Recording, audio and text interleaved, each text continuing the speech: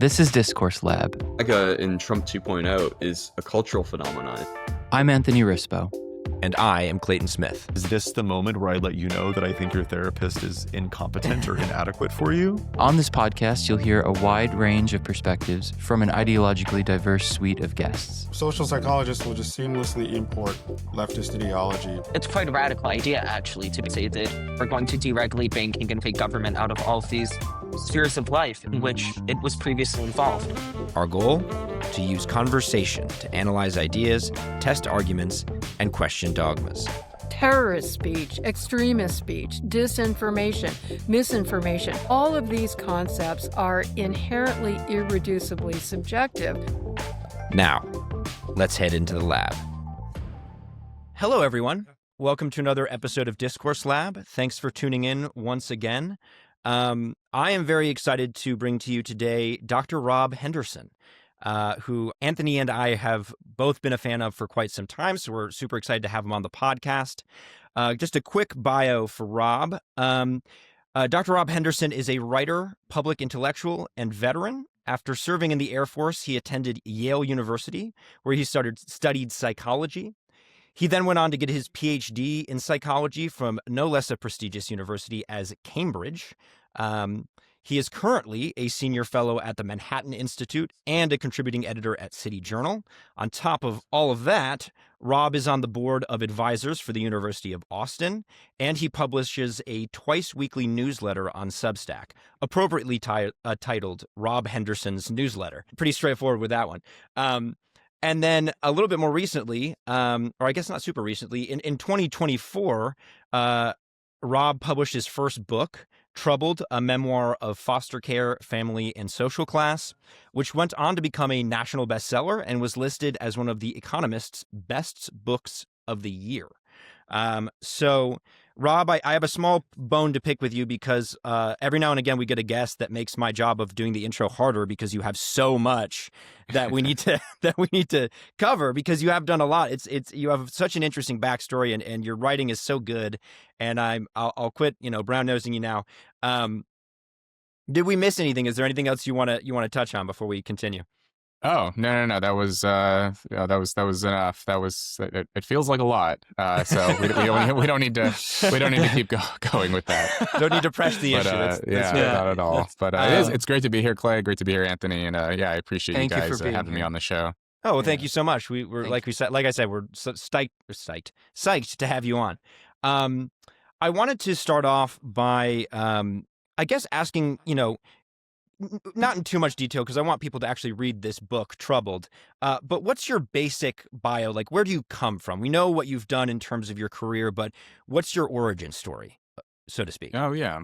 Well, I try to introduce the shape of the story in the preface of Troubled through my three names. So my full name is Robert Kim Henderson, and my first name comes from my biological father, who I have never met. The only information I had about him up until very recently was his name, which was in some documents given to me by some social workers after I had left the foster care system as an adult. My middle name comes from my mother. So it's her family name, Kim. She came to the U.S. from Seoul, from South Korea as a young woman. Shortly after I was born, she was severely, she suffered severely from addiction, and we were homeless for a brief period. We lived in a car. Eventually, we moved into this slum apartment in Westlake, which is a pretty rundown part of LA in the early 90s. Eventually some neighbors called the police and they saw that my mother and I were living in squalor, and my mom would have visitors coming in and out of the apartment, trading favors for drugs. And the police arrived with some social workers, and they asked my mother, where's this boy's father? Because you're not in a position to care for him. And she said she didn't know who my father was. And so I was 3 years old at this point, and I was placed into the Los Angeles County foster care system. eventually, when I was writing the book, I did decide, I wanted to learn a little bit more about my father's side of the family. I knew a little bit about my mom, next to nothing about my dad. So I took a genetic ancestry test and learned that I'm half Hispanic on my father's side. So my dad was Mexican and my mother was Korean. And, the joke I like to tell is, when I got those results about my father, I wish I'd known that when I was applying for college. I don't know how effective it would be today. I think the rules have changed supposedly, but, 10 years ago when I was applying, every little bit, I felt would have helped. But I spent just shy of 5 years in foster homes, 7 different homes all over Los Angeles. Eventually, I was adopted by the Henderson family, which is where my last name comes from. And we settled in this kind of dusty blue-collar town in Northern California called Red Bluff. Very working-class town. Most of the adults in this town didn't have college degrees. My adoptive father was a truck driver. My adoptive mother was an assistant social worker. Neither of them were college grads.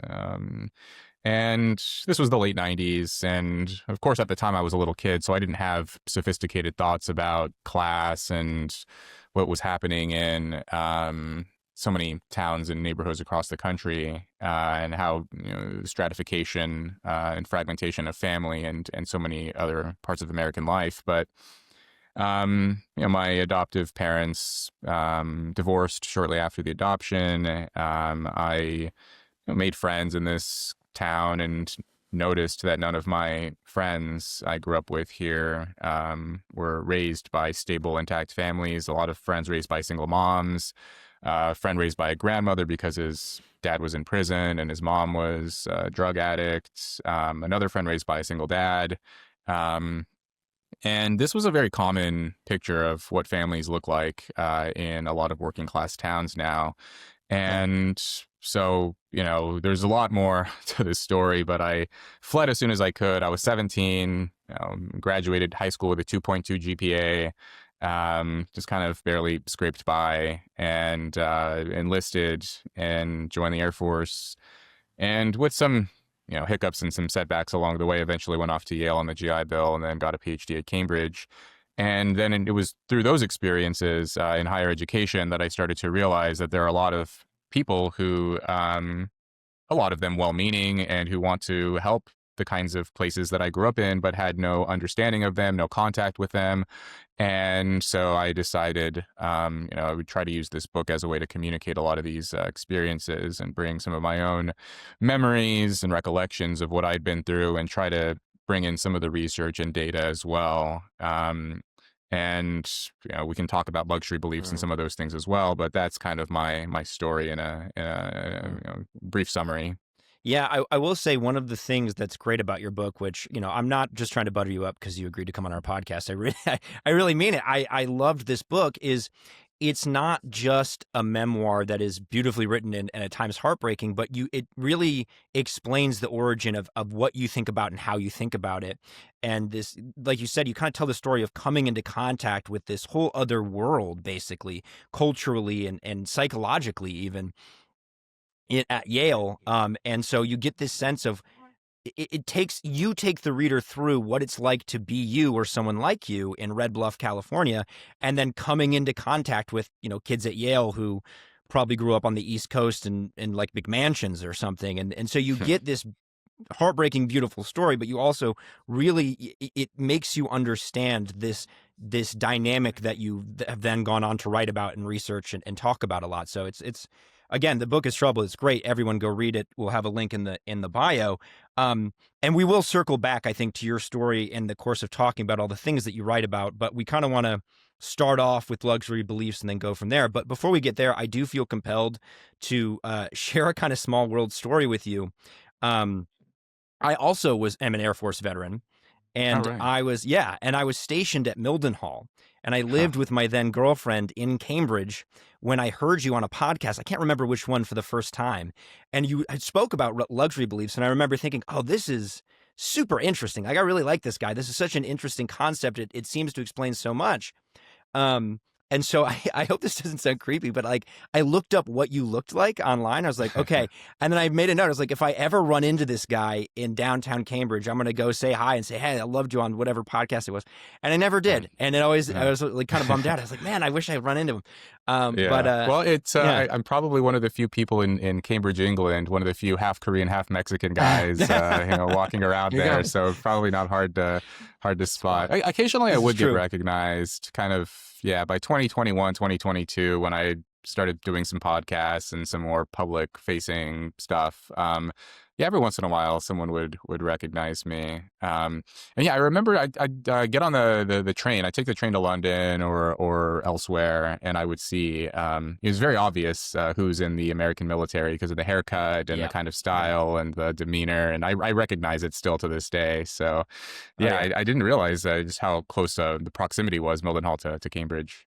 Yeah, it was about a 40-minute commute, so it wasn't super close, but it was, I mean, I loved Cambridge. I liked living there. I lived in Bury St. Edmunds for a while, too, which was a nice little town, but Cambridge was just a lot more fun, so it was worth it. When were you serving at Mildenhall? What years were that? I was in the Air Force from 2018 to 2022. Or no, I'm sorry, not 2018, 2016 to 2022.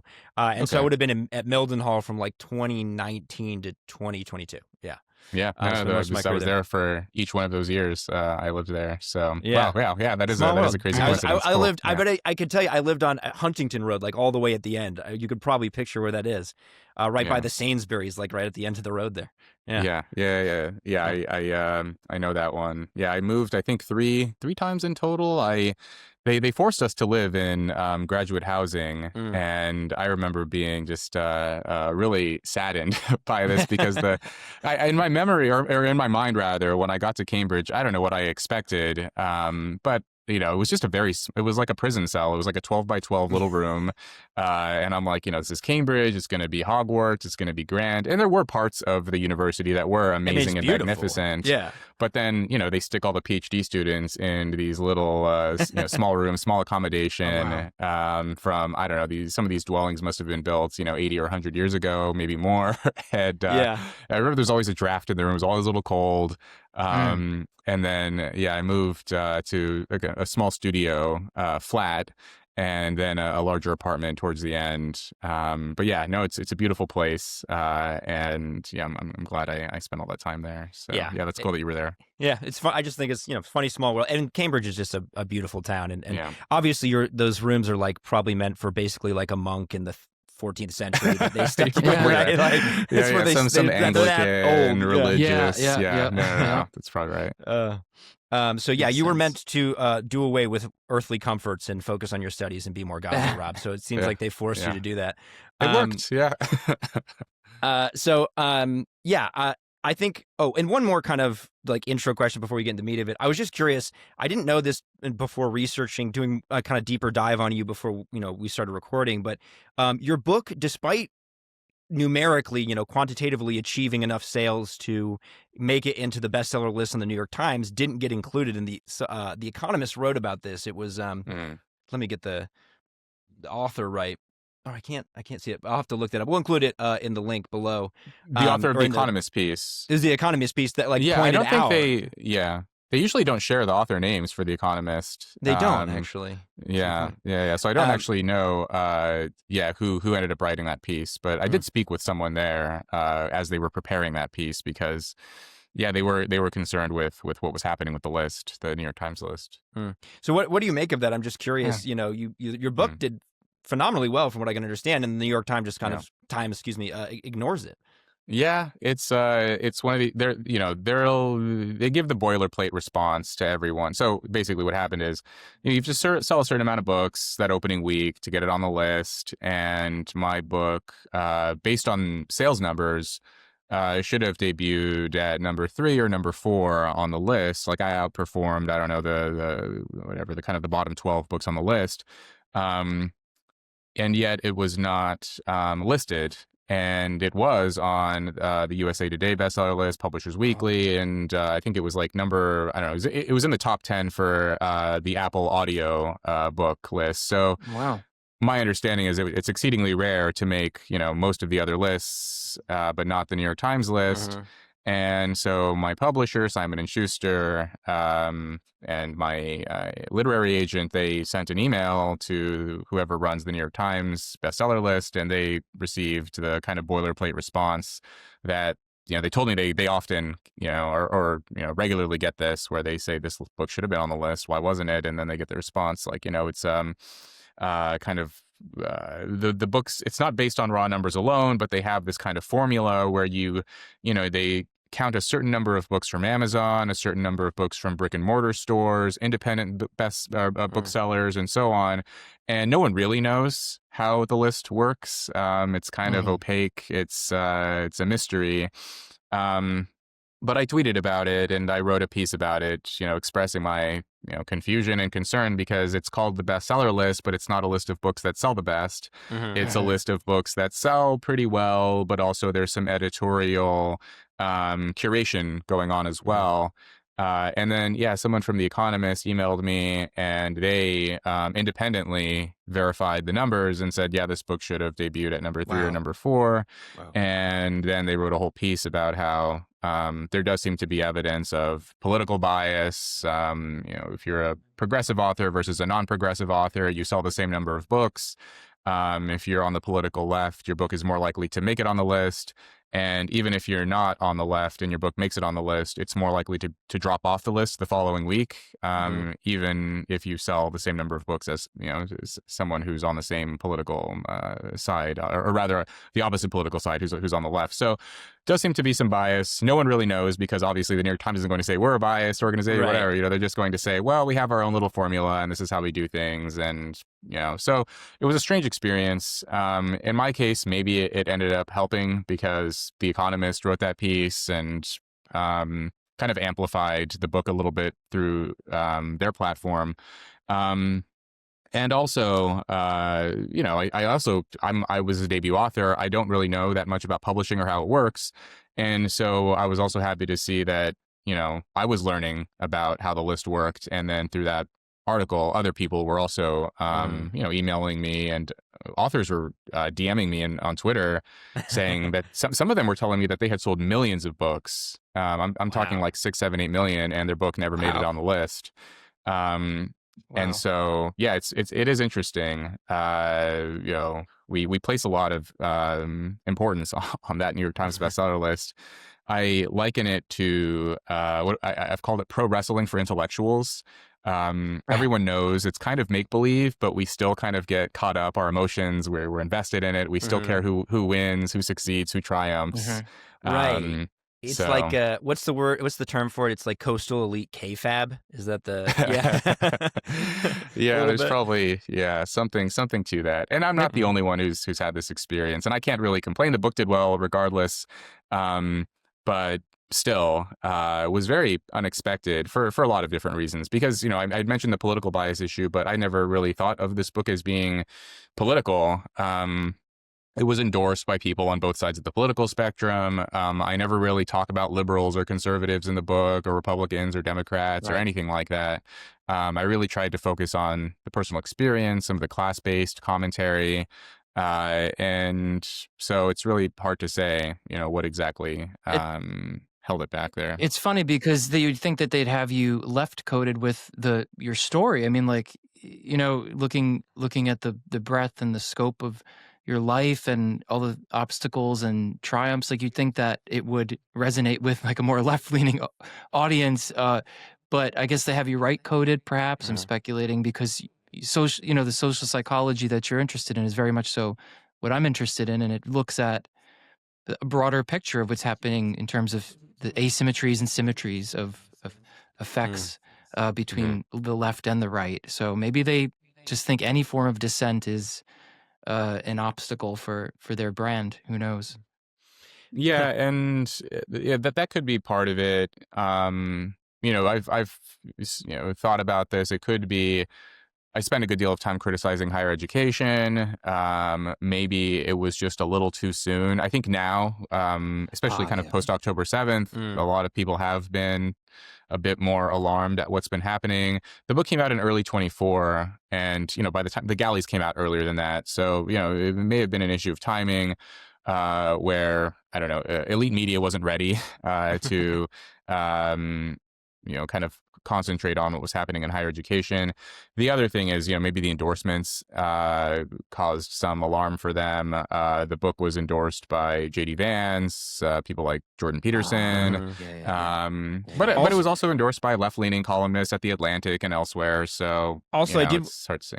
And speaking of endorsements, sorry, I didn't mean to cut you off too much there, but I didn't realize Christy Carlson Romano. I didn't recognize that one. And I was looking through it, and I was like, oh, that's Kim Possible. So you got endorsed by Kim Possible. Yeah, that's right. And New York Times still didn't. I don't know. I thought that was funny. Yeah. Well, anyway, I know her as Ren Stevens. Of course. From Even Stevens, Shia LaBeouf. I do as well. Yeah. Love it. So, Yeah. She's great. She's I think all of our childhoods lined up to where that was. Yeah, all the millennials are like, oh, I remember. Yeah, we're here. We're here.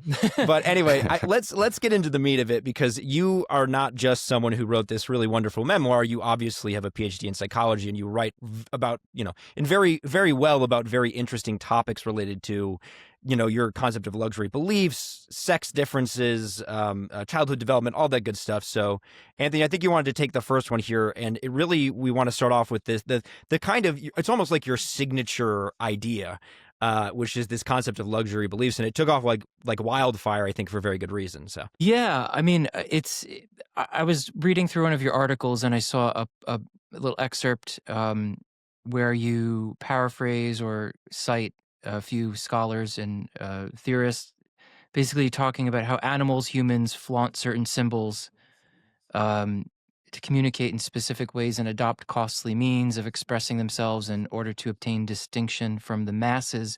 And I was thinking, like, of course, I'm thinking about this ideologically, like how this is expressed in terms of the left and the right. I mean, everybody is kind of, I would say most people are interested in, most people, like you kind of outline, who are interested in status, are, they're kind of gung-ho about it. They want more. I'm sort of like paraphrasing myself. But what I'm interested in is, how do you distinguish between people who are primarily motivated by moral conviction and those who seem motivated by status or distinction? And I'm thinking about this politically, because you think about the left sort of has this fascination and obsession with egalitarianism, and that's sort of like their way of signaling virtue to some extent. And I'm not so sure what that looks like for the right, but altogether, the left and the right, wealth, you have the Hollywood elites, if you will, and then you have like the hedge fund managers. You can right code, left code those. But when it comes to, motivation of status versus moral conviction, I'm just interested to dig a little bit deeper into what that looks like in a political sense, if that makes any sense to you. Yeah, it's a good question. This luxury beliefs idea, the idea started to take shape in my mind when I was at Yale, encountering people with ideas I'd never heard before. It was sort of expressed with very firm confidence. And it was a strange experience for me. And then I get to Cambridge, and I finally, the label, the idea, the phrase pops into my mind, luxury beliefs. And I started writing about it, and was surprised at the number of people who seemed to connect with it, and how it helped to illuminate their own experiences and observations. And it was gratifying for me because, I wondered, like, is anyone else seeing this? Is this just me? Am I, hallucinating? And no, other people are recognizing that these luxury beliefs, which I define as ideas and opinions that confer status on, credentialed, affluent people, while also inflicting costs on the less fortunate members of society. Right. And so the question is, we can get into specific examples, but one intuitive example that I share with people, it's kind of passé now, probably, although, I don't know, things are happening in New York right now, but the defund the police idea, Yeah. Um, Right. and I share in my essays and in my book the survey data indicating that the defund the police movement was always the most popular with the highest income, most educated Americans, and the least popular among lower educated, lower income people. And then even when you look specifically at registered Democrats, white Democrats were more in favor of defunding the police than Black and Right. Hispanic Democrats. Right. And that pattern holds for so many other Mhm. luxury beliefs. And the question is, do credentialed elites hold these beliefs sincerely? Is it for self-interested reasons? Right. Um, which percentage, could we break it down by who's a true believer and who is kind of cynical and doing it for, bolstering their own reputation? I think that most people are probably true believers, but and then there's probably a smaller percentage of people who are knowingly duplicitous. But the thing is, I think that when people express a view, they do find ways to convince themselves of it, especially if it aligns with their interests. So it's not as if people think, well, this belief aligns with my interest, and so I'm going to in a conscious, calculating way, in this very sly way, start to express this belief because it'll help me. Um, I think it's more so that if a belief happens to align with your self-interest, you absorb it and start to express it because you believe in it. It's not as Yeah. if a belief Mhm. aligns with your self-interest, you become more duplicitous. It's if a belief aligns with your self-interest, you believe it even more. So you become even more likely to become a true believer. And so I think those two things are intertwined often. That self-interest and authentic belief. We convince ourselves of things that we want to believe because it helps us. Um, but those things can kind of switch on and off depending on how much it helps you in a given moment. So I I will say though that I think there is a small percentage of people who are well aware that a lot of these views are destructive. Yeah. If I had to put a number on it, maybe 10% or 20% of people who express luxury beliefs do so not necessarily because they believe in it or because they think it's helpful, or even necessarily because it boosts their reputation, although that may be a part of it, but ultimately because they know that these beliefs are destructive, but in their mind, that may be sort of a necessary stepping stone to achieve the kind of society that they envision. And so for the defund the police movement, for example, again, I think most people who expressed it thought that this was the compassionate, Right. empathic approach. But a small number of people who believe in things like defund the police or decarceration, um, they want to introduce instability into society because that, in their mind, is necessary to undermine Western capitalism and Right. then thereby persuade people that, well, if you have a lot of disorder and instability and squalor in the streets, we need to overturn this system and introduce, some kind of anarchic, socialist, Right. some other kind of system in its place. So, but most people, I think, they're doing it for compassionate reasons intertwined with self-interest. And for listeners, I mean, I think for some listeners will think, I think automatically about personality, Hmm. characterological kind of makeup of this small percentage of of that distribution. Let's say the left progressives. Let's just kind of distill it to that. And there is a subset of that distribution, like you were mentioning, that probably have nefarious intent for self gain. How much of that in social psychology, especially, is being delineated empirically? I think before we signed on and hit record, we started talking a little bit about virtue signaling and victim signaling as a tool, and something along the lines of a concept or a principle, the dark ego vehicle principle, which I guess in shorthand could be considered high Machiavellianism, narcissism, or something. But could we riff a little bit off of the substrate, or at least the degree to which we're approximating some kind of substrate of this small portion of people within this distribution? Hmm. Yeah, well, I think that that small segment of the credentialed elite who promote these ideas, they likely do have elevated levels of narcissism, Machiavellianism, psychopathy, sadism. There's the dark triad. Some people posit the dark tetrad, sadism as an additional component to this Mhm. constellation of traits. And we'd earlier mentioned that paper on virtuous victim signaling Right. that the dark triad traits are associated with signaling one's victimhood. So people who have elevated levels of narcissism, psychopathy, and Machiavellianism are more likely to agree with the kinds of statements, the victim signaling statements in that scale of Right. expressed how people like me are underrepresented in leadership and media, and broadcasting how beleaguered and put upon and mistreated you are.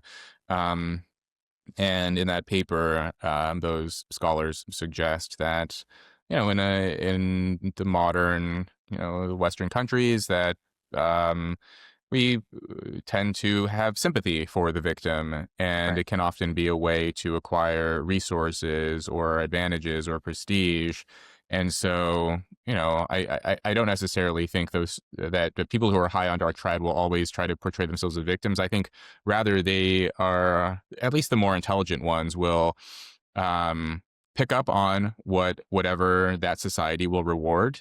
In order to benefit themselves, they will adopt whatever means necessary in those societies. And so, if especially in kind of upper middle class organizations, positioning yourself as a victim will give you advantages. Then, of course, if you are optimizing for status and for high regard and reputation, you're going to position yourself as a victim. Which, by the way, isn't the same thing as saying that victims have high dark triad traits. Right. Right. That's It's clearly more so that London people, study. yeah, Right. Mhm. right, that people who are high in dark triad traits will disguise themselves as victims, Right. which is it's a problem for a lot of reasons, because they're actually channeling resources away from actual victims who need it for their own gain. So I'm sure maybe many of your listeners have probably seen that recent article in The Atlantic, which reported that 40% of Stanford students now claim to have a disability. Um, and the numbers are also shockingly high at the Ivy League schools, a lot of the elite liberal arts colleges, where students claim to have dyslexia or ADHD or autism. When I was at Yale, it was an open secret that students would pretend to have dyslexia to get out of the language requirement. Wow. And that was 7-8 years ago. I'm sure things have only gotten worse since then, where if you're not allowed to question people's claims to victimhood, then naturally people who are very self-interested and cynical are going to use that for their own gain. And so this luxury beliefs idea, I think a lot of it it's amplified by that segment of the population. And I want to kind of circle back, because this luxury beliefs idea is so interesting, because it is beliefs, right? So it's people talking about policy prescriptions like defund the police or others, that not only are things that they believe internally, but like signal a certain class status, right? And on one of your Substack articles, you sort of mentioned the fact that in days past, in a different era, it was something different. It was actual material goods.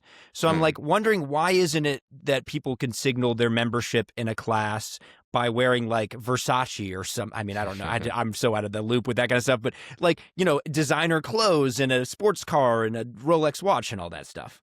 Yeah, so I don't want to say that when I talk about the idea, I will sometimes say luxury beliefs have replaced luxury goods. They haven't entirely supplanted them. I mean, luxury goods still, they're still popular. They're still used for reasons of signaling status. But, increasingly, especially in upper middle class milieus, especially among people who are preoccupied with credentials, highly educated people. It's, there's this value placed on quiet luxury, buried signals. It's considered tacky to be too flashy with your material goods. So even if you do wear luxury brands, it's discreet, it's tasteful, it's not ostentatious. But, this group still wants to signal status in some way to show the world that they grew up in a certain strata of society, attended certain kinds of schools, and occupy certain social niches. So sometimes when I talk about this luxury beliefs idea, people reply like, "Oh, Rob, do people really, care about status so much?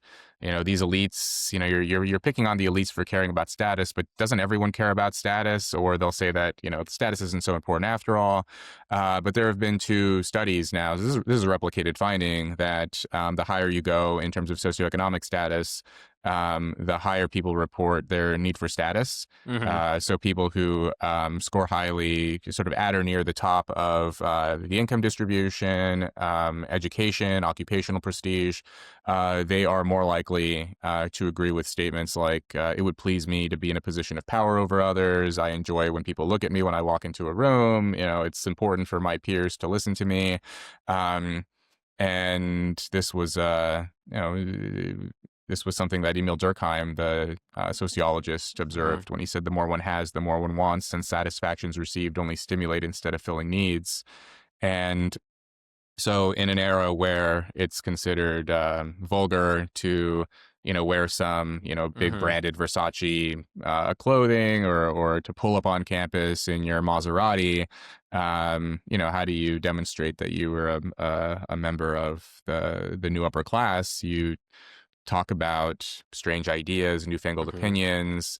The term luxury beliefs is new, but the idea has actually been around for longer than I thought. As a writer, you hope you come upon something original, and then you go back and dig through the literature and you realize there's nothing truly original anymore. Right. After I started writing about luxury beliefs, one of my readers sent me an excerpt from the Henry James novel Portrait of a Lady, which was published, I think, in 1882. So it was kind of the late 19th century. And in that novel, there are 2 characters having a conversation, and one of them says, these radicals of the upper class, their beliefs are their biggest luxury. They adopt these beliefs because it gains reputation for them, but they don't really care about the consequences of them. I'm paraphrasing here. And then Adam Smith, a century prior to that, in The Theory of Moral Sentiments, also talks about how, a lot of the elites and aristocrats of his day will publicly espouse one set of values while privately living by another, and that they would be ashamed and embarrassed to espouse the beliefs that they live by because, they're considered unsophisticated or simplistic or trite. So, yeah, this is the luxury beliefs idea. It's the new fur coat. I sometimes joke that if we could bring back powdered wigs, luxury beliefs would wither away overnight, because then all of the modern aristocrats could just wear the powdered wig outside and everyone would know to defer to them and would immediately infer that, you are a certain kind of person and you don't have to promote weird views in order to signify where you stand on the social ladder. And I will say, I think we'll get into this maybe a little bit deeper later, but everything that you just said makes me think that there's maybe one other thing going on, and it's something else you write about. It's the downward mobility of these elites, right? So we have this thing called elite overproduction, which has come up on the podcast before, and so I wonder to what degree some of these people who are trying to be of a certain socioeconomic status, or not even that, actually, I should say a certain class, to appear a certain class, can't afford Versace. Like, it would be financially irresponsible for them.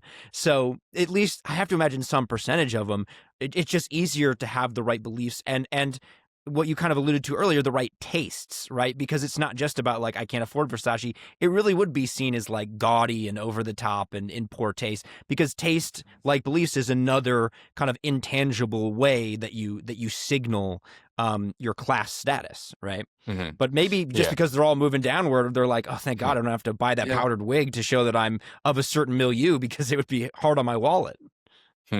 Yeah, that's interesting. Yeah, so there are kind of two ways of thinking about it, where one, people, because one reason why I think that material goods don't signify status in the same way is actually because goods are too affordable.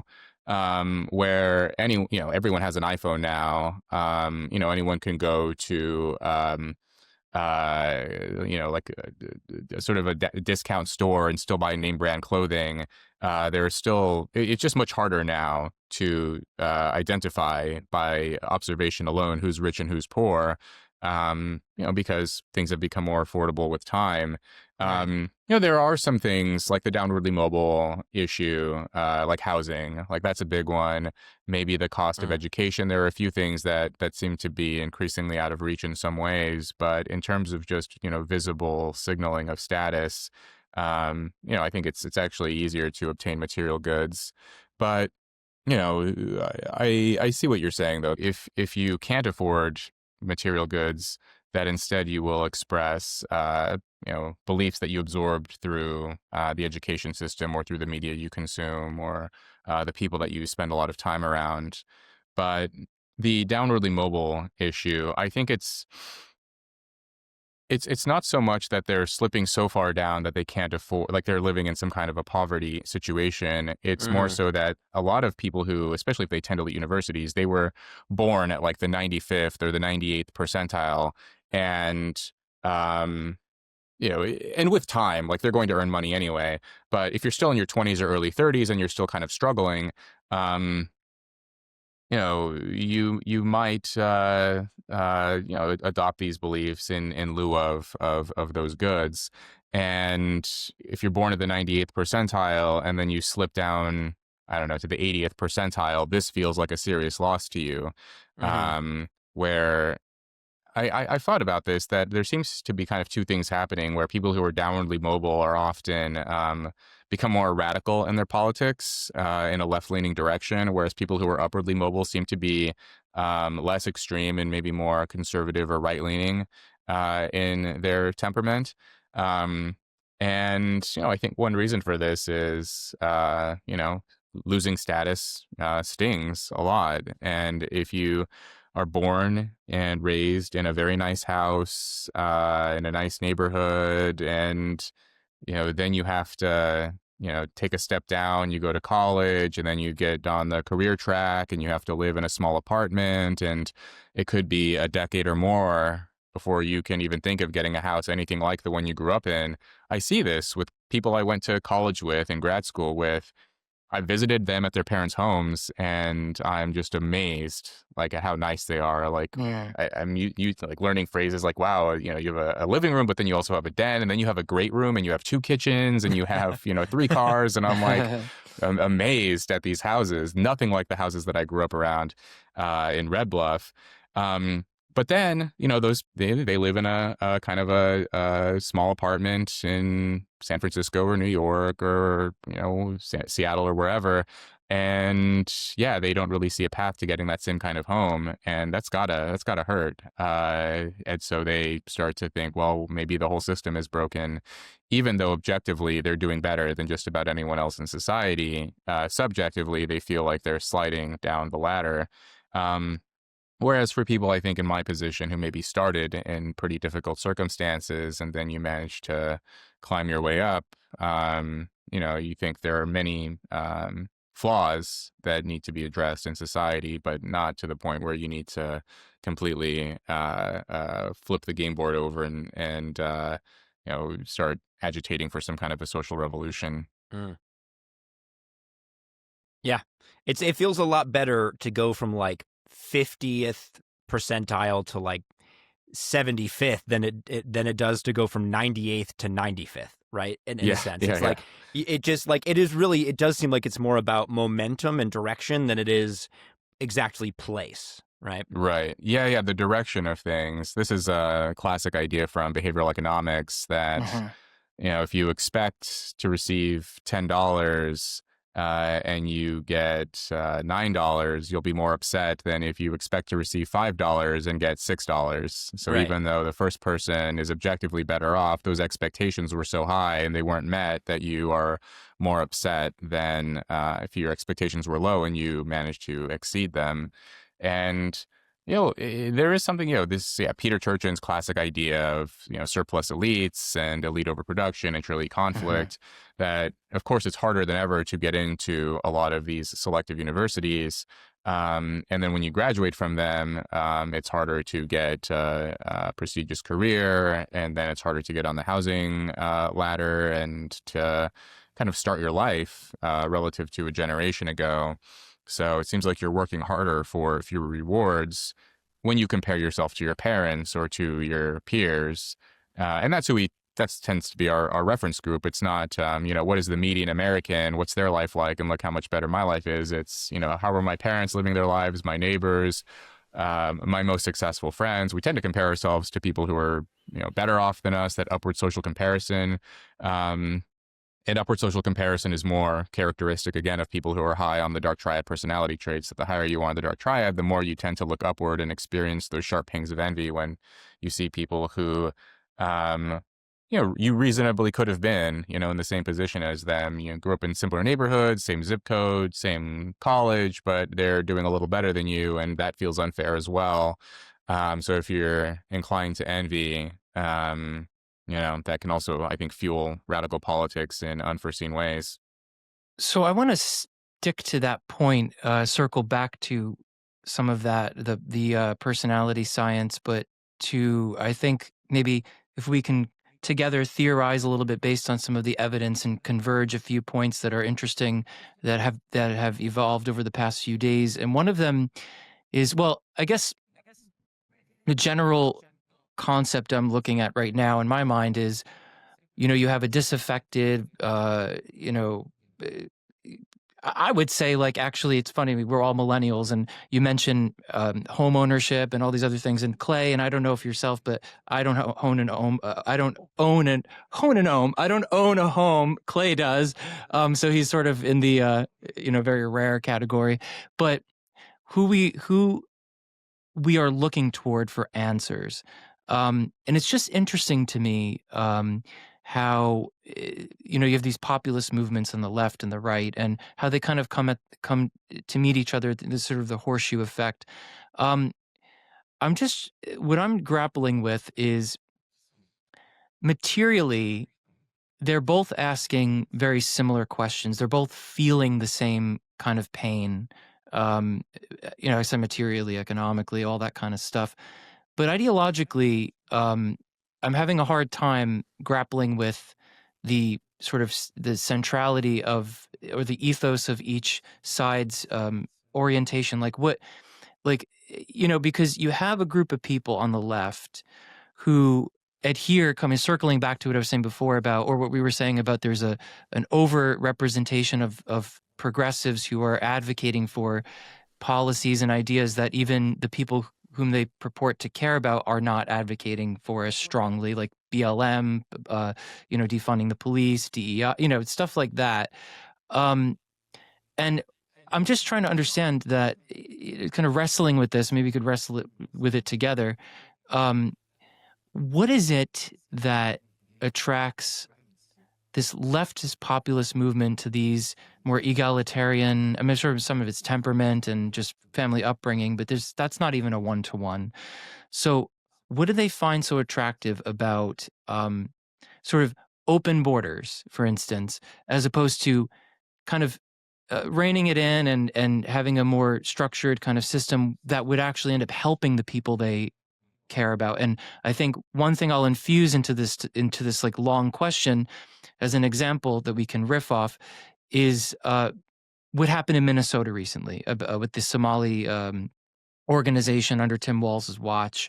How, kind of circling back to dark ego, you have the Somali people who were used essentially for the gain of bad actors, let's say.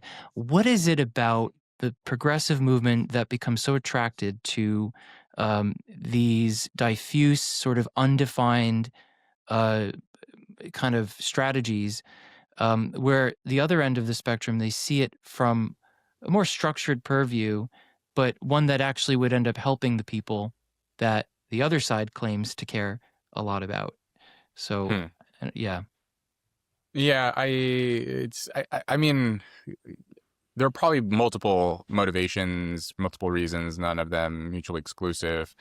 And again, I think a lot of them probably do think that open borders is an attractive, compassionate, empathic view that, if you're an immigrant in a desperate situation and you want to come to a country where things are a little better, that you should have every right. What's the line about no human is illegal? And it all Right. sounds so uplifting and nice. Um, Although I have wondered, that logic of no human is illegal, I strongly suspect that if a lot of well-to-do Americans decided to collectively relocate to a village in Mexico and then changed the character of that town as a result, the no human is illegal logic Right. wouldn't, they wouldn't accept that. So yeah, there's this compassion for the victim, and immigrants are considered victims under this framework, and so you bring them in, and you want to help them. And then I also think there is this negative polarization thing where if your political enemies believe something, you have to take the opposite view. It was not that long ago that I think Democrats and Republicans alike kind of held similar views on immigration. Democrats might have been a little more lenient, and Right. conservatives may have been a little more rigid. But overall, I think it was kind of collectively agreed upon that you want, kind of a stable system of assimilation and integration, and letting in sort of titrate the numbers of people you let in at any given time, and ensure that there's strong borders and reducing illegal immigration and that kind of thing. But now it's just the polarization is such that you can either have completely closed borders or completely open borders with nothing in between. And yeah, and then I think another part of it is, again, a small percentage of people, kind of the dark triad personality styles, really don't like, they don't really like America as it is, and anything that might help to change the character of the country and the culture, that's a net benefit. And you see people expressing these views of, it's not fair that America is well off while other countries are suffering and that kind of thing. But instead of thinking about long-term solutions to, okay, well, we should let in some number of people that can benefit the country, but then also how do we help those people in their own countries establish a society where they can flourish regardless of where they happen to be geographically. But it does seem like a lot of the progressive left, many of whom are well-meaning, they like this short-term, feel-good solution. The famous Thomas Sowell phrase of self-congratulations as a basis for policy. And, I'm thinking about, things like abandoning standardized testing or eliminating standards in schools that, well, if kids are struggling in school, one way to address that issue would be to improve the education system, teach kids how to read and write and arithmetic and, the hard work of educating young kids. Or you can just say that standards altogether should be scrapped because they result in disparate outcomes by income and Oppressive, class yeah, and race and all right. that kind of stuff. Yeah. And it's not even necessarily like, disparate impact is part of the logic. But I talked to someone from Vermont last year who was telling me that Vermont is, their school district is trying to eliminate grades and grading for kids. And I asked about the disparate impact, and he replied, well, the school district that I'm talking about in Vermont is 98% white. And so it's not about that. It's more so like the mindset is like standards in and of themselves are oppressive. whether or not they result in disparate impact. Like people think like, oh, we want to get rid of standards because of disparate impact. It's no, disparate impact is an excuse to eliminate standards. Ooh, that's That interesting. that the standards themselves are inherently corrupt. And so, this is, and that's the quick fix solution is, well, I don't like the number on the scale. So instead of losing weight, I'll just destroy all the scales and not address what reality is. And it can work for a short amount of time. I spoke with the chair of some department at an elite university who was telling me that when they went optional for the GRE, the test scores, the average test score of the department skyrocketed. And when he told his department chair, well, that's because we made the GRE optional, so only people with high scores are submitting their results. And the response was, yeah, but still, the number on the page looks good. The number on the page looks good. The overall, like we made a test optional. We're getting more people from underrepresented backgrounds, and the overall test score has increased in our department. So it's win-win. Except in the long run, the quality of the publications are going to decline. The procedure of the department will decline. You're going to get people who probably shouldn't be there. But in the short run, people can pat themselves on the back because things look pretty good on the page, on the paper. So I have a quick follow-up for you. And it kind of, given all the things that you just talked about and my question before it, another thing I've been kind of thinking about, and this is something just to kind of throw at you to see what you think also. You notice there's like this thing called the walkaway movement. A lot of progressives walking to the other end of the spectrum, or like in the middle, or feeling homeless, or whatever you want to call it.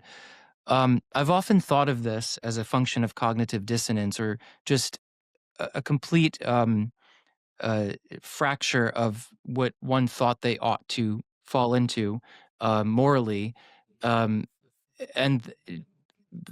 the experienced dissonance as a result of it coming up. Like after Charlie Kirk was killed, a lot of people walked away, quote. And I think of it in waves, maybe 2015. I don't even know if I would, I usually think of like 2020 as the first wave, because that's when I walked away. And then I think about the Trump presidency and then Charlie Kirk as different waves. Just throwing this your way raw in the moment as a psychologist, someone who thinks about these things empirically, what would you make of that? Something as a function of maybe cognitive dissonance or something? Have you thought about that a bit? Because it's interesting to hear your thoughts on that. Yeah, cognitive dissonance with regard to what this sort of stated compassion versus the actions, or Yeah, being in a party, in a group that claims to care about all these egalitarian principles, and then being met with a group of people who completely they're not practicing what they preach, essentially. And right, yeah, it's a mismatch, predictive mismatch. There's between the behavior and the stated expressed intent versus the behavior.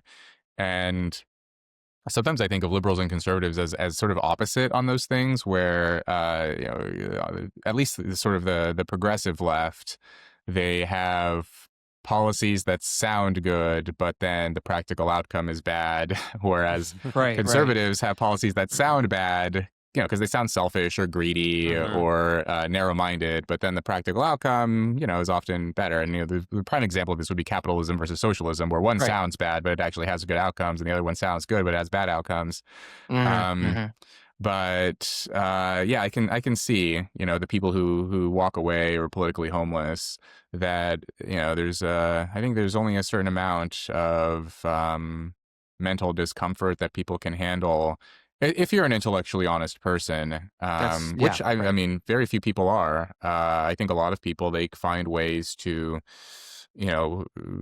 take multiple positions simultaneously for whatever will make them look good in the moment, without thinking too deeply about whether those principles cohere or whether they're living by their own values.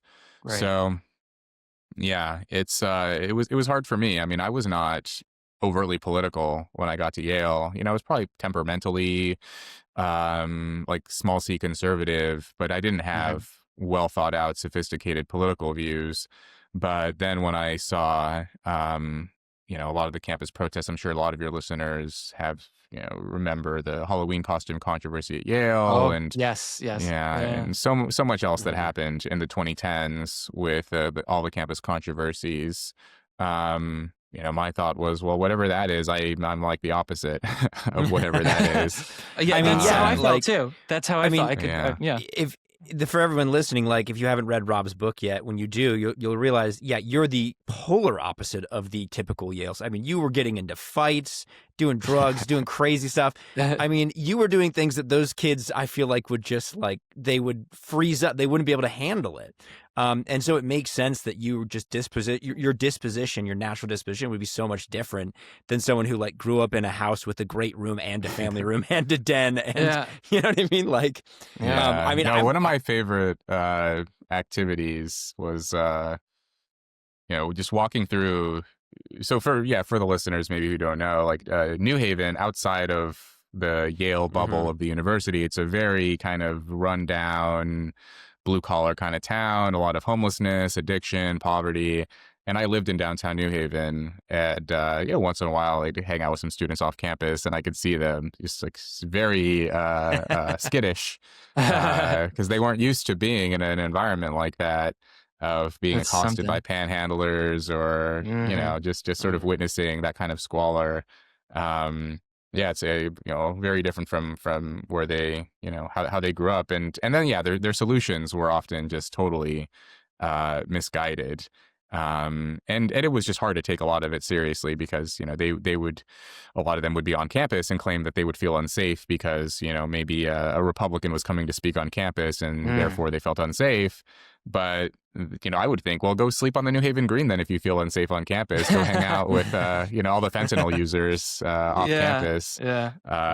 And, all of it was, like, a lot of it felt very performative, so...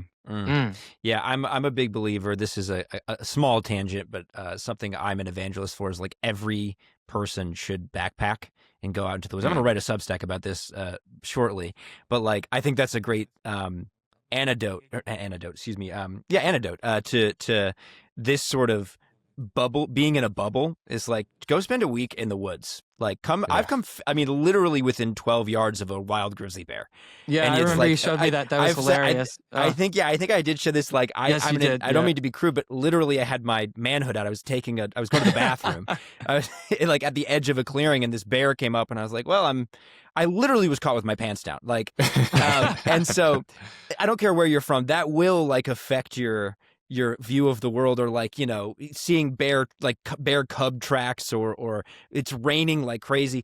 I think any kid from a well-off background, like every year, once a year minimum, you should go out for 5 days minimum into like deep into a national park. And if these kids are rich, they can afford to go to Alaska, go fly up there and just like sleep on the ground for 5 days. I think or join the military. I mean, like that's the other thing. And I will get into this eventually about like your background, but the military is this like incredible thing in my opinion, because for someone like you who's struggling, and to much lesser extent myself when I was younger, who's looking for like direction and purpose or like a way to kind of figure their life out, it's so good for that. But if you're a kid from a privileged background and you need a little dose of reality, go fold your shirt wrong at basic training and have some like, I mean, my MTI was like this barrel-chested 6'3", like he looked like the evil version of Captain America. I don't just like cropped blonde hair, like That's have him funny. yell at you for doing the smallest thing wrong. I think it's this like weird, I mean, Mark Twain has kind of poked at this a little bit. Like it's this weird equalizing thing with actual diversity in our society. But anyway, I sorry for the tangent. I just think like, you're right. Like so many people, they go to these elite institutions to get an education, but like, okay, that's great. The education you need is like a little bit of the school of hard knocks. So go outside, go join the military, go do the military for 4 years. It's not that hard. And get a little, Or just grow up like, in a dose big of reality. big Italian family. Yeah. Yeah. I grew up with parents who will like hit you like a little bit, not too bad. Yeah, there are a lot of ways to, I mean, military, I think sports. I noticed some of the athletes also seem to have just a little more like Toughness. grounded perspective. being forced to wake up at 6 a.m. and go to practice or whatever, just like little things that are uncomfortable. Yeah, I think it can go a long way. But no, it's not really like that anymore. That everything is increasingly stratified along class lines, including levels of hardship and exposure to different segments of society. Yeah, I mean, it wasn't that long ago. Up until like the Vietnam era, a lot of the students and graduates of these elite colleges were veterans, or had family members who were vets. Whereas now it's vanishingly few. Yeah, absolutely. I mean, I think, Rob, you would have had a little bit maybe of a better time at Columbia because we have such a huge veteran population. It's more veterans at Columbia than every other Ivy League combined. Yeah. So I think that that helped me a lot, honestly, because like, oh, these people get it. And even the non-veterans who were in the GS program, or like their parents. Yeah, they're older. Yeah, they're older. It gave you a group. Students. Yeah, who of people who've lived a real life. You know what I mean? So The vets kept it very stable there. I mean, and that's a stretch because it was not for a while stable. But on this topic of your background versus everyone else, I do want to switch a little bit into some of your personal experiences, which I know I sound like a broken record. If you're listening and you haven't read the book, read it. It's so good. It's going to do a much better job than we could cover in a short period of time. But a big thing that you touch on in this book, and I think this is so important, and it was so simple, but it really opened up my eyes. I was like, I can't believe I never thought about it like this, is the kind of coastal elite, I feel like I sound like a weird, what's the word I'm looking for? Like conspiracy theorist when I say coastal, like globalist, like Alex Jones a little bit. But, I don't mean it like, I just like, more affluent people in California, New York, and these places, the nice parts of California, the rich parts, right? Not like Red Bluff where you grew up, which was much more working class, a little bit more rough and tumble. But a lot of them will say things like, we need to help kids, like the kids you grew up around, kids in foster care, kids from very unstable families, because it'll help them get into a good college. It'll help them get a good job, and they'll be able to, make more money, and that's great. But the thing you point out, and this is it's so obvious, we shouldn't want to help kids like that for that reason primarily. It's great. I mean, that's good. But the reason you should want to help kids from unstable families or try to find homes for kids who are in foster care is because it just sucks to have to grow up like that. I mean, it really is like, it's like, I was telling my wife about your book the other day, and like, I think the thing I told her, like the analogy I made is like, if you saw a kid getting beat up by one of their parents, you wouldn't stop and say, we got to stop that because that's going to traumatize that kid. He's not going to get into a good college. You'd say, we have to stop that because you shouldn't be beating up on a kid. It's not, and it's the same thing with coming from really non-stable childhood backgrounds. Is like, it causes a lot of trauma and a lot of hardship. And you go into this in the book, it leads to things like alcoholism, and it just hurts in the moment, and we should just want to stop pain, like little kids from feeling emotional pain, right? Yeah. It's that simple. Anyway, all of that to say is reading your book.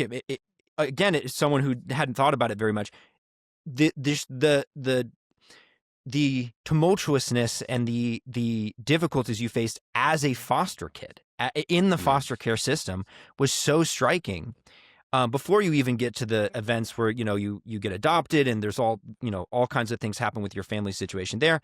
But I really sorry for the ramble, but what I really wanted to ask, I just thought it was such a good, clear and obvious thing for you to point out. But I really want to ask, what do you think would have made your foster care experience and the average kid's foster care experience better, that is like realistic? Right?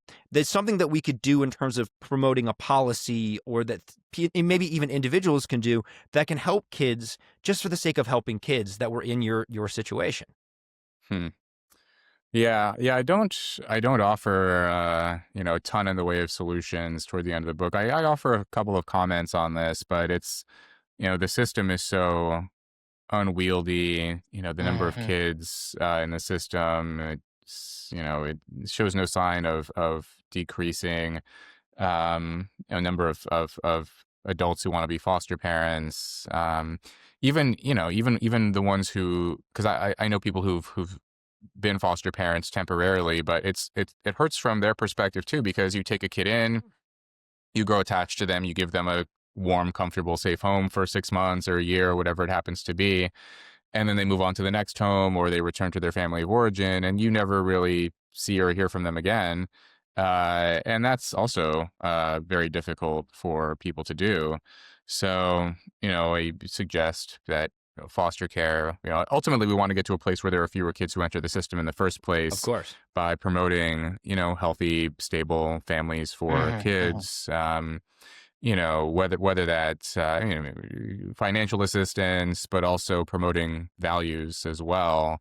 I think that we've retreated from promoting values that can be helpful for family formation, for kids, for home stability, and so as one possibility, and I don't know how feasible this would be, but it is something we could think about, is just ensuring that each approach is tailored to each specific kid. So some kids, they're in the system for a very long time because they have no one who will take them in. So they have, a situation like mine where you only have one parent and that parent is unavailable to take care of the kid. And then the kid cycles through a bunch of different homes. Well, part of the reason that happens is, that kid should be put up for adoption right away. But often they aren't because the system is so overstressed and overburdened that, very few social workers are going to sort of thoroughly evaluate your situation and determine, oh, this kid should be put up for adoption. It's more so you're just putting out fires as they arise, and it's okay, so this kid needs to go to a new home, that kid needs a placement, this kid's aging out. It's not so much, let's sit down and think about the best strategy for this particular kid and, what will lead to the best outcome for them. And, you'd mentioned earlier the instability, the tumultuous nature of the system. This is something that I concentrate on. I think a lot of people will dwell on the lack of financial resources and use that as the causal explanation for why kids struggle. But it can't be boiled down to financial considerations alone. When you look at the data for, we mentioned college graduation rates earlier. Well, for the country as a whole, the average, the overall average is 38% of Americans have a bachelor's degree. Americans over the age of 25, 38%. And then when you look at children raised in families in the bottom income quintile, it's 11%, which is much lower than the overall average of 38%. Suggests, maybe there is something there with, lack of financial means. But then when you look at foster kids, the graduation rate is 3%. 3% of foster kids will go on to graduate from college. And in other words, that if you're a kid born into a poor family in America, you're 4 times more likely to graduate from college than a kid in foster care. And kids in foster care, if you want to be a foster parent, you can't be below the poverty line. You have to meet some minimal level of financial qualification in order to take kids in. And then the state will also provide a stipend for the foster kids that you care for. But the one reason among others why foster kids have such bleak outcomes is because of that lack of stability, the lack of guidance, mentorship, attachment. There's no sort of stable guardian in their life or mentor or parental figure that they can trust or latch onto. So that is a profound lack, and it's harder to quantify that than it is to quantify family income or education level. Right. Absolutely. And the other thing is kids they have no political power. Occasionally some of my conservative friends raise eyebrows when I speak like this, but kids under like the Marxian class framework, kids are a class in themselves, but not a class for themselves. So, the way that Marx thought about the working class, the proletariat, is that they had false consciousness, that they were all members of the same class. They were mistreated in the same way, but they didn't understand that they constituted a class that could be for themselves and advocate and agitate for policies in their own favor. And other mistreated groups historically have recognized that they were a class in themselves and then became a class for themselves. So women, LGBT, African Americans, and so on, that they realized, oh, we can all unite and get together and push for reform to improve our lives and people who share our situation. Children will never be able to do this. And so, they're held hostage to the whims of adults. And best we can do is, hope that adults will have their best interest in mind. But I think in the preface, I quote Nicholas Christakis, and he, basically summarized the state of child policy in the U.S. as, it's always been more so what is convenient and beneficial for adults, and what was best for children was always secondary. Adults get to decide, and so kids will be left to struggle and to suffer and so on. So yeah, I think that, tailoring each approach to each individual kid, promoting values that will lead to fewer children in the system in the first place, and then just trying to think more deeply about what's best for kids rather than what's best for adults. Right. I actually really quick I found a quote in, actually there was a couple, I had to pick one from one of your Substack articles that I want to just quote you really quick. You're actually referencing a study, but I think it puts a really good point on what you just said about the importance of stability, even more so than financial means, right? Than socioeconomic status. And the quote, what you wrote is a 2016 study led by psychologist Jenna Lee Doom. Wow, I'm just realizing that's a crazy cool name. Jenna Lee Doom at the University of Minnesota's Institute for Child Development revealed that rich kids from unstable homes are far likelier to abuse drugs than poor kids from stable homes. And you go on to mention things like, instability affects boys more than girls, which I definitely want to ask you about here in a sec. But I just think that is such an important point, that given the choice between giving a kid a stable home and a wealthy home, it's the stable home every time. Every time. Yeah. I mean, just as a thought experiment, if you, for whatever reason, have a child and you're unable to care for the kid, or you're diagnosed with some terminal illness and you have to decide where to place the kid, and you have those two choices. So there's a well-resourced home with, it's a single parent. Maybe there's some addiction issues. There's a lot of, instability, a lot of relocating, a lot of neglect. And then there's a poor home where, maybe occasionally the kid will go to bed hungry and, maybe doesn't always have everything they need for homework or whatever, but you have two attentive parents who still do the best they can and are putting the child's needs first, even if materially they're struggling. I think most people would choose the second home over the first, indicating that, the second home is going to have a lot of love and a lot of nurturing and that kind of thing. And the first one isn't. Of course. I will just say very briefly, and I'm going to let Anthony take the next question here, but ideally there is a Fresh Prince of Bel-Air scenario where you can get both, but, Yeah.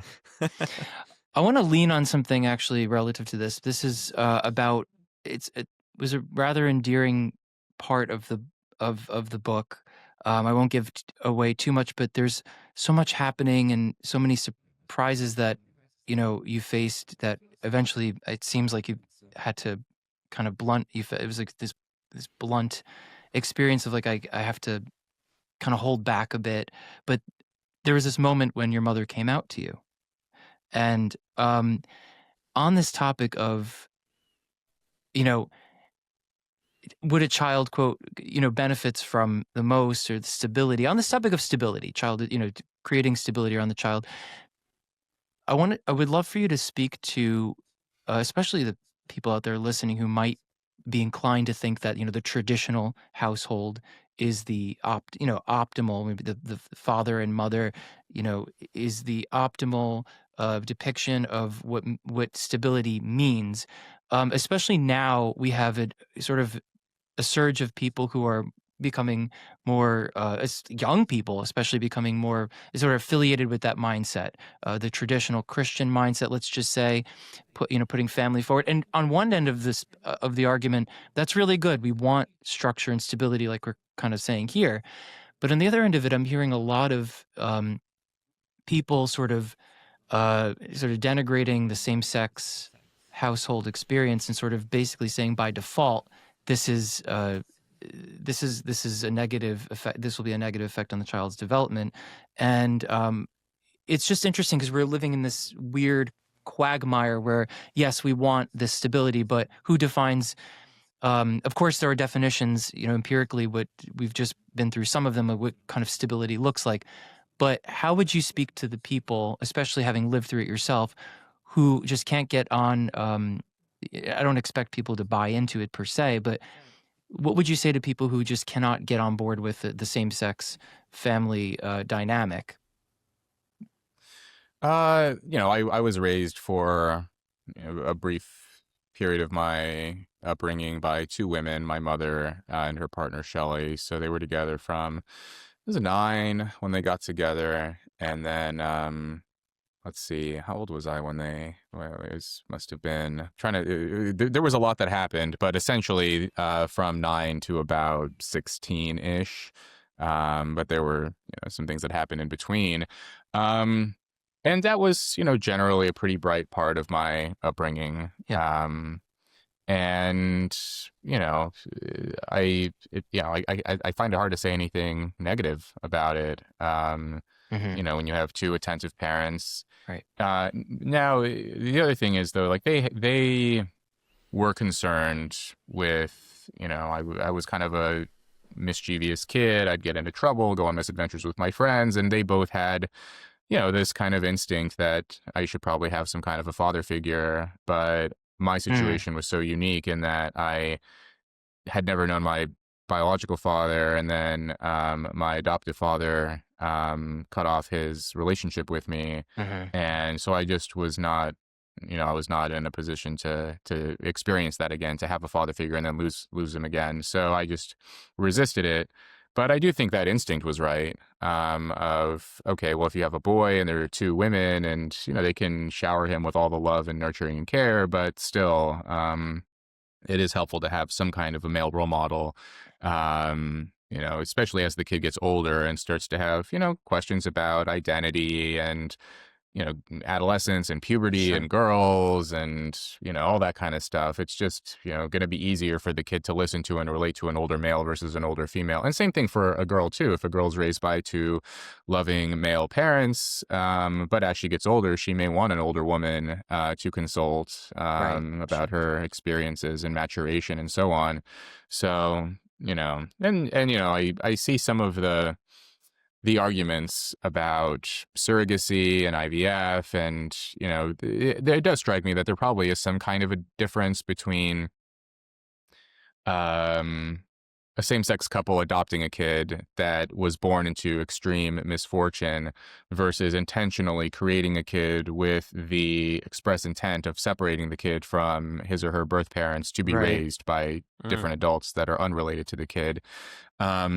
But, all this being said, like it just feels like very low on the list of things to be concerned about, because there are kids who are raised in such chaos and squalor and, by, people who, could do a lot better that, if you have a gay couple that wants to adopt a kid or whatever, like that just seems like, something that we should not be bothered by.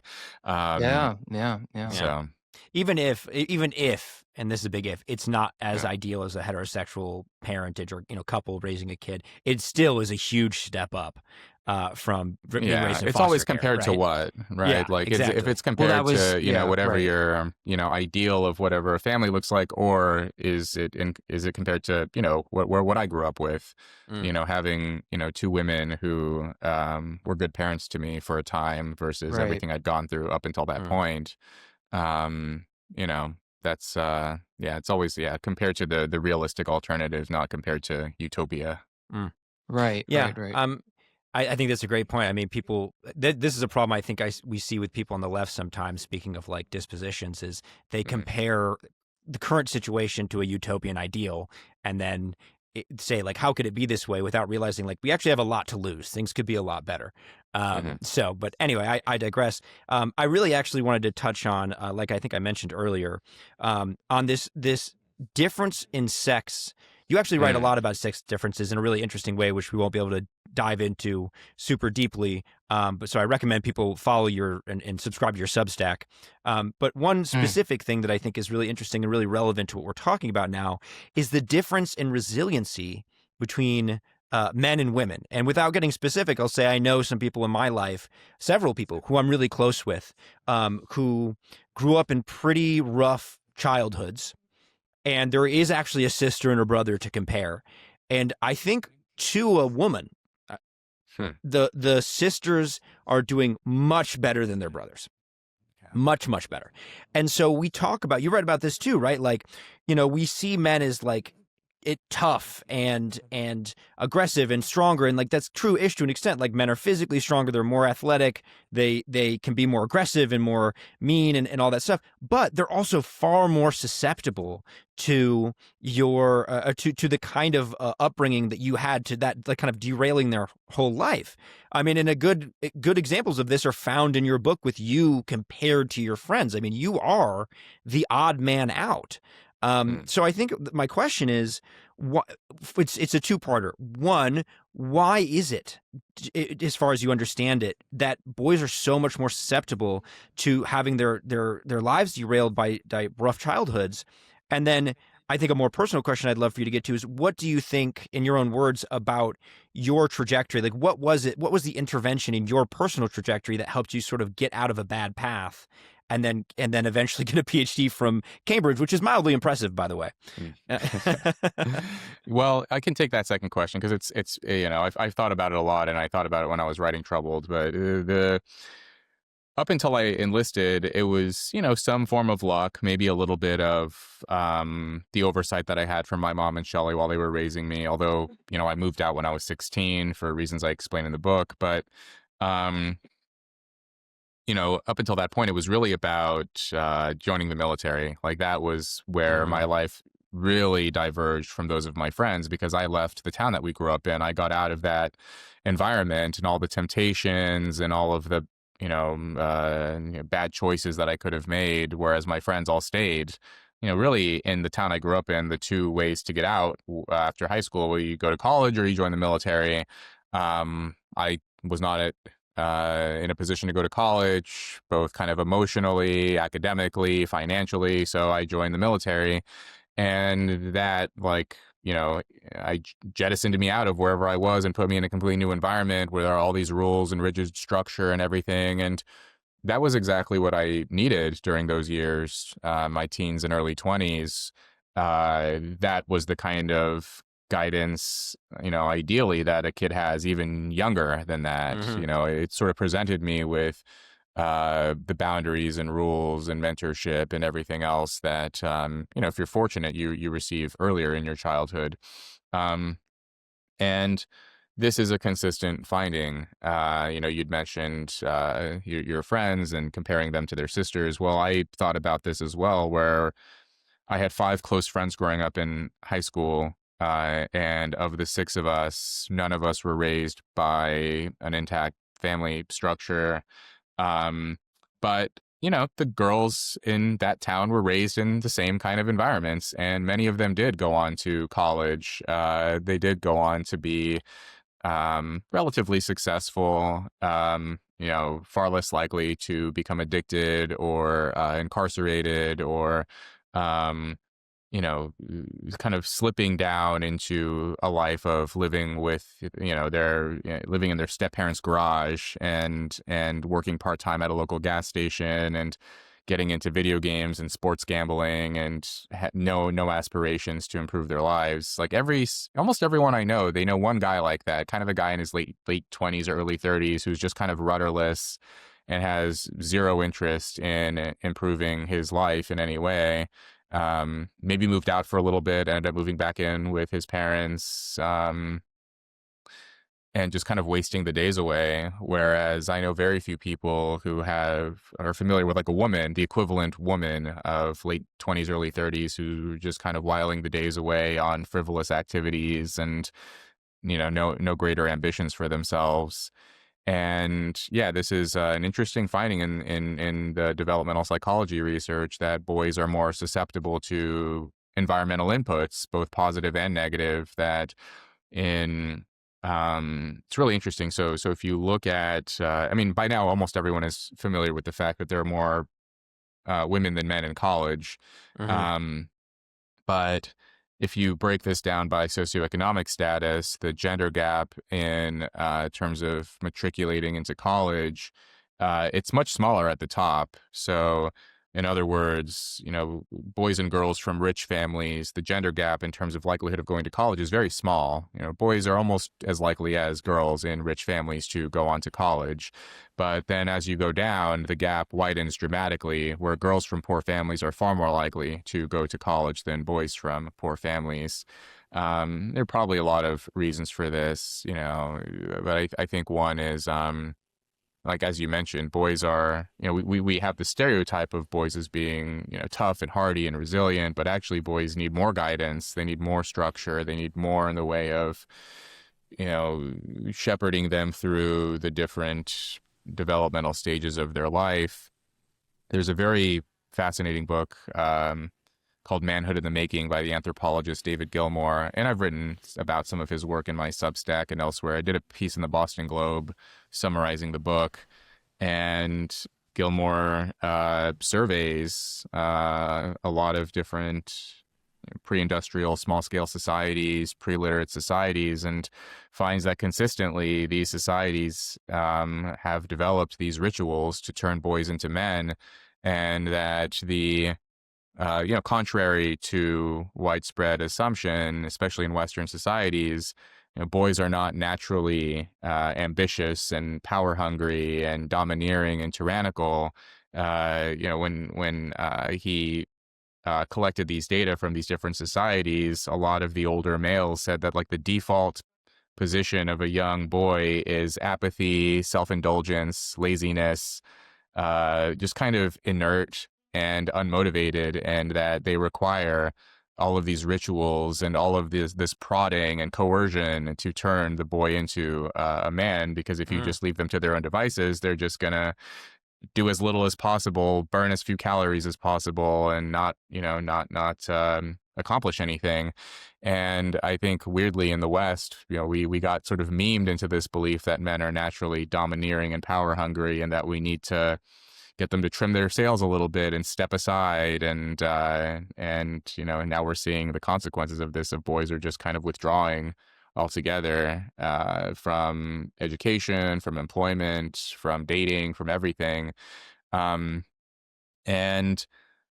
there are also some interesting incentives here, I think, where if you look at, like, I think back to my own high school experience, and whenever I talk about this, a lot of guys understand this, and I think women understand it too, which is somehow it was like a weirdly cool, like a status symbol thing to not try in school for boys. Yeah. Like laughing that you didn't do your homework, or laugh, or like, oh, I didn't study at all for this test. Ha ha. It's like a funny, amusing thing that boys will do for each other. There's no equivalent for girls. Girls don't brag and boast about not doing their homework, or skipping class, or like high-fiving because they didn't feel like doing the class presentation. And so, for boys, it's almost like a badge of honor to not try, unless that's counteracted by, local authority figures and the kind of status system they find themselves in. Whereas girls seem like generally inclined to follow the rules and do the right thing. They're a bit more conscientious, especially at younger ages, more orderly, more diligent, more focused. They don't necessarily need to be reminded that these are the rules and this is what you need to do to succeed. They just kind of go along and do it, whereas boys need to be repeatedly reminded and disciplined if they don't. But a lot of schools don't really do this. And even if it's just I interviewed a friend of mine recently, Ed Lattimore, who wrote an amazing memoir, came out earlier this year, called Hard Lessons from the Hurt Business. And Ed grew up in the inner city in Pittsburgh. He grew up in the housing projects. And he was a gifted kid. He tested into a gifted program, but he said before the gifted program, he went to a public school. And he said, 5% of the boys would just completely wreck the learning environment for the other 95% of the kids in the classroom. But oftentimes teachers and educators are unwilling to discipline kids out of some misguided sense of empathy or compassion. And so they'd rather let a handful of kids dominate and distract and disrupt and rather than discipline them so that the rest of the kids can actually focus and learn and do their homework. So, this is also kind of the consequence of a misplaced sense of compassion. Right. No, I think, it really is interesting how you're right. I think we exactly, I think maybe we in a sense overcorrected, right? As a society is what it seems like. And that's why you've got guys like Richard Reeves kind of sounding the alarm bells. This is how we need to help young men. They need structure. They actually do need more help. And this is why we're seeing more women in college and all of that stuff. I'll say that, first of all, I'll link that book by your friend that you just mentioned. That sounds very interesting in the show notes. And I as soon as I read the David Gilmour about the David Gilmour book in your Substack, I put it on my list of books to read. Not the least because I'm also a big fan of his guitar playing. Sorry for that was the dumb joke. I was itching to make that stupid Pink Floyd reference. But we're coming up on time here, I think, pretty soon. But I think, Anthony, I'm really curious. You wanted to ask about this recent piece that Rob wrote. Just about being a writer. So I'm curious to hear what you want to know about that. Well, specifically being a writer in the age of the influencer, it's something I'm grappling with. It's a little bit of a personal thing I'm going to infuse into this question or thought that I'd love to get your take on. Of course, your article lays a lot out beautifully already, but recently I gained a fairly prominent Instagram following, and it happened just kind of randomly at Columbia this past March when I was talking mostly about the protests and sort of saw an uptick in my Instagram following, and then decided, well, I'm graduating and, I'd like to do grad school, stick to psychology, but there's this moment where I have the opportunity to dive into the environment, the social media environment. But then I felt myself kind of feeling a bit pressured to condense very complex issues, especially as the psychological issues that require a lot of description when it comes to how we evaluate these very big questions, when it comes to assumptions and measurements and all these kinds of things that often get collapsed in very caricatured ways in the media as it is. So, the long and short of it is that I resonated with something that you'd written here. It says, writers are usually not known for their public speaking skills. I definitely get that. Most of us are better on the page than in front of the camera. We pause, meander, we qualify everything. Also get that. We add disclaimers to our disclaimers.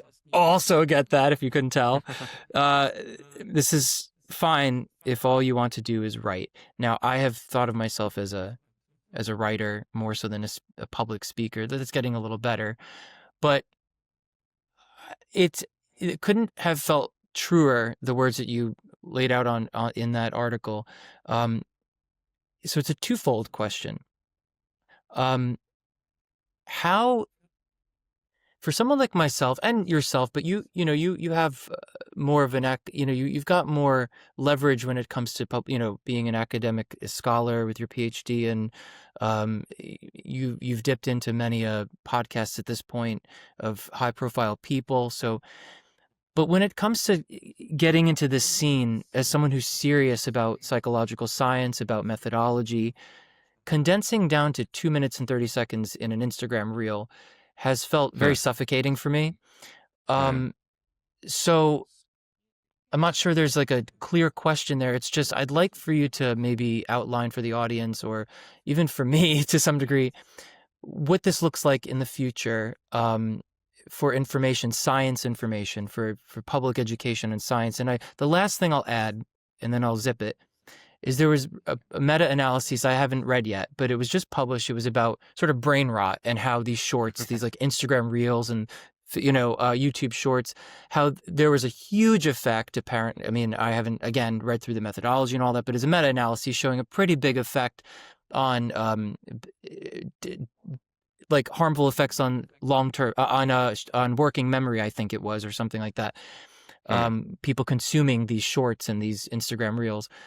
So all that to dump on you, where do you see us going from here? As somebody who puts information out there, how does it feel for yourself? And so just like if we can like kind of go off that, it'd be great to hear your thoughts. Yeah, I feel fortunate in that because I still primarily think of myself as a writer, and you can get most of the information you want in long form essays, or at the very least, you can easily link to the original research. I, I feel a responsibility to the audience to be accurate, but with essays, you don't have that same pressure as with short form video Yeah. content where, you're not going to be able to hyperlink and, maybe you can put something in the description. But it's just, there's more pressure to compress all the information in a video that there's not for writing.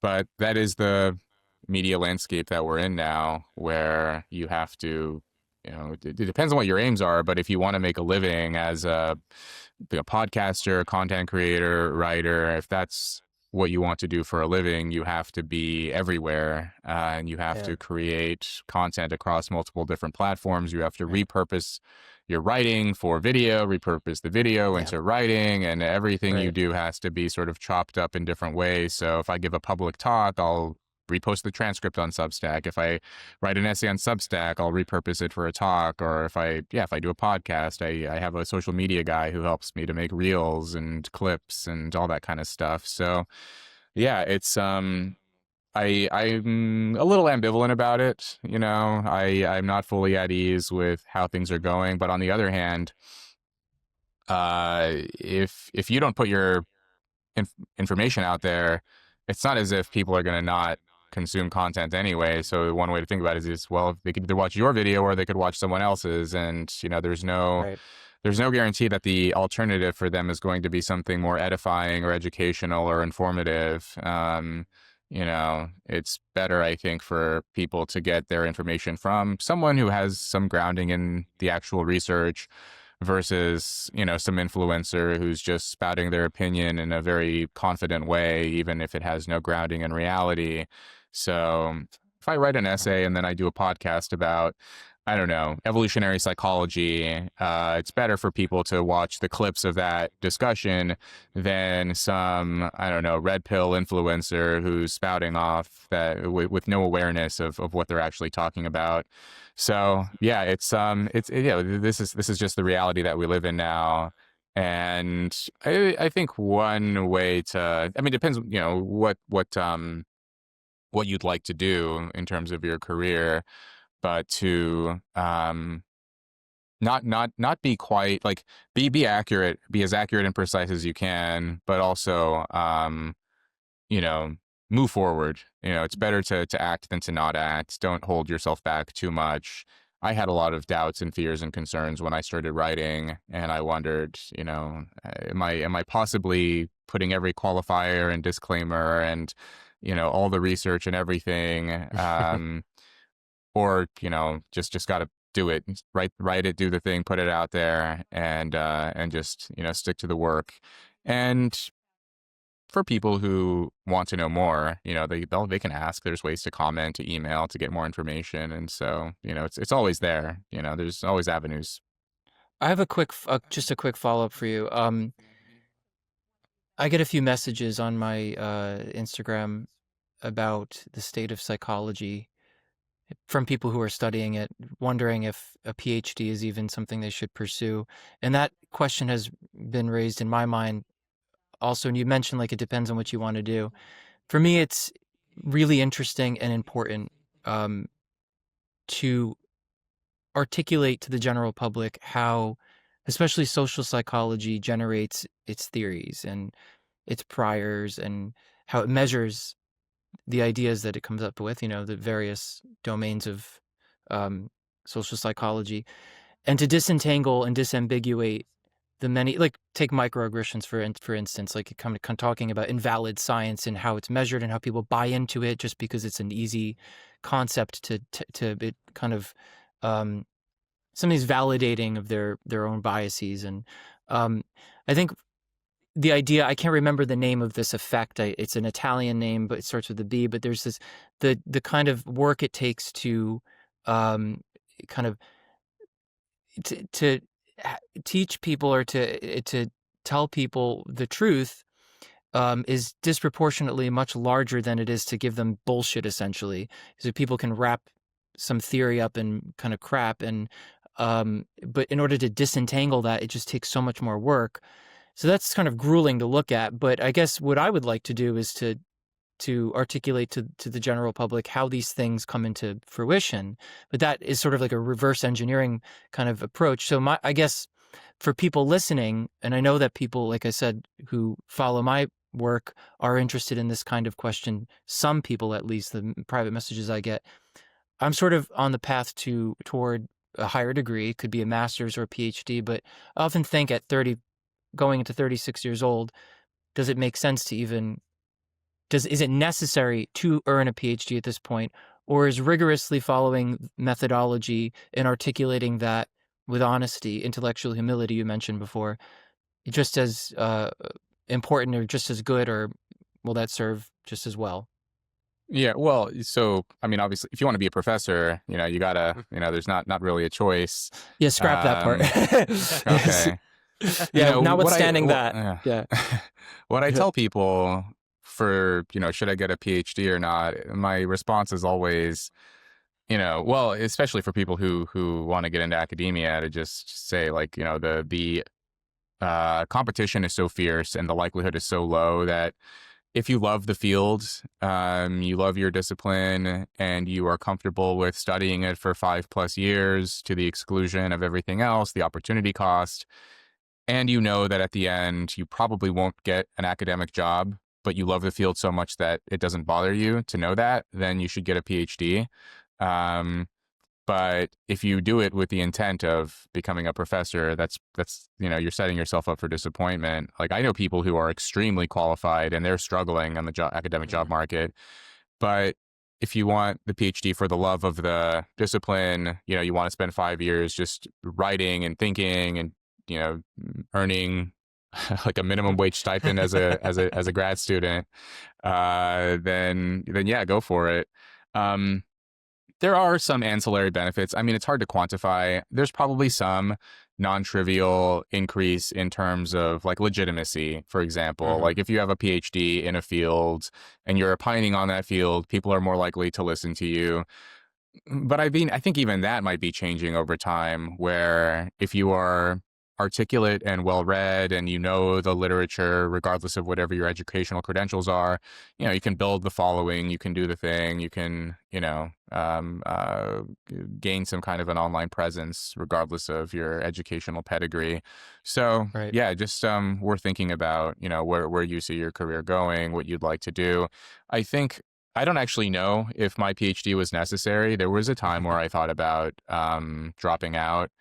Once I accepted that I wasn't going to be a professor, I thought about it, but I was also in the midst of writing my book, and I didn't want to get a job while I was working on it. And so I basically just stayed because I needed the PhD stipend. I stayed largely for financial reasons. And then when I finished, I don't know, like, the way my career is, my Substack was growing, everything I was doing for my career, I don't know that having the degree really did anything one way or the other. But it's hard to run the counterfactual with versus without. So yeah, this is and it's always a personal question for each individual. But yeah, it is a huge time investment.